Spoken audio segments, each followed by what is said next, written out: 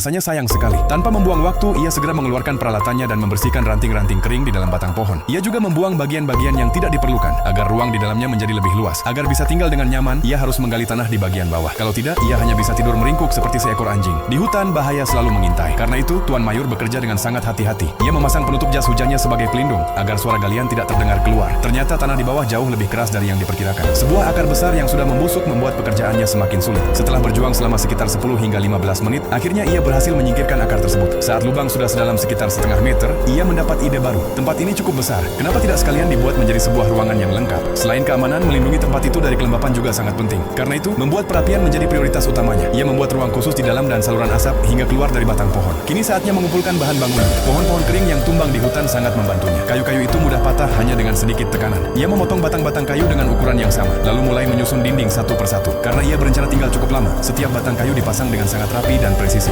Bagian atap menjadi pekerjaan yang paling teknis. Potongan-potongan kayu tebal dipotong dengan sudut tertentu, lalu dipasang di kedua sisi. Pada bagian atas yang masih berlubang, ia membuat lubang kecil dan memasukkan pasak kayu hingga seluruh bagian tertutup rapat. Untuk pintu masuk, ia membuat sebuah pintu kayu yang kokoh. Pintu itu diikat erat menggunakan tali, lalu bagian tepinya dipotong agar pas dengan bingkai pintu. Untuk menutup atap, ia menggunakan kulit kayu yang jatuh dan lumut. Selain gratis, bahan-bahan alami ini juga memberikan isolasi yang sangat baik. Bentuk alami pohon juga memudahkan air hujan mengalir turun. Setelah menambahkan sedikit tanaman dan menutupi semuanya dengan dedaunan, tempat berlindung itu benar-benar menyatu dengan hutan, seolah-olah tidak pernah ada. Untuk cerobong asap, ia menemukan batang pohon berlubang yang secara alami sangat cocok digunakan sebagai cerobong. Bagian belakang yang masih terbuka kemudian ia tutup rapat menggunakan kayu dan lumut. Bagian dalam tempat tinggal itu juga tak kalah penting. Ia memotong batang pohon besar yang tumbang menjadi sebuah tangga kayu alami. Sisa kayunya dipotong menjadi papan-papan tebal dan disusun sebagai lantai agar bagian dalam tetap kering. Ia juga membuat beberapa perabot. Potongan-potongan kayu dipotong menjadi 4 kaki yang kuat. Kemudian papan-papan kecil disusun di atasnya hingga menjadi sebuah meja kayu yang kokoh. Untuk tempat tidur, ia menambahkan lapisan lumut yang sangat lembut. Rasanya tidak kalah nyaman dibanding kasur di rumah. Keuntungan hidup di hutan adalah makanan tersedia di mana-mana. Buah ek yang jatuh dan jamur liar yang bisa dimakan membuatnya tidak perlu khawatir kelaparan selama berbulan-bulan. Ia sangat menikmati kehidupan yang penuh kebebasan seperti ini. Saat malam tiba, dimulailah waktu favoritnya untuk menikmati kesendirian. Ia menyalakan api dengan lumut kering agar kelembapan di dalam tempat tinggalnya hilang. Untuk makan malam, ia memanggang sekitar setengah kilogram daging babi hutan yang dipotong besar-besar dengan sedikit minyak. Lalu ia menambahkan jamur liar. Aroma daging panggang yang berpadu dengan kesegaran jamur benar-benar menggugah selera. Ia juga menambahkan beberapa sayuran liar